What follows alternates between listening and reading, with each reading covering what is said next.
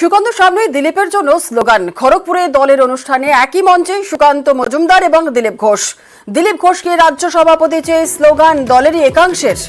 আর কর্মীদের উচ্ছ্বাসেও চুপ বিজেপির প্রাক্তন রাজ্য সভাপতি দিলীপ ঘোষ।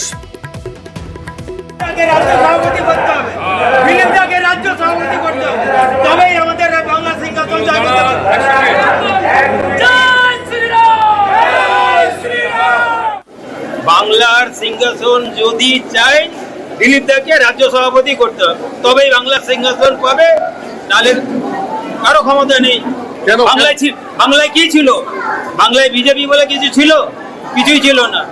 দিলীপ দা আসার পর একের পর এমএলএ এমপি সেই দিলীপ দাকেই সরিয়ে দেওয়া হলো। আপনারা এখন কি চাইছেন? আমরা চাই এখন রাজ্য সভাপতি হিসেবে দিলীপ দাকে। কেন? ও না হলে হবে না, বিজেপি শেষ হয়ে যাবে।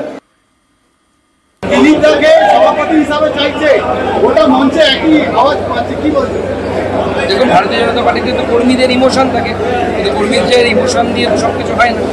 আমাদের সভাপতি নির্বাচনের একটা পদ্ধতি আছে, সেই পদ্ধতি অনুসারে হবে।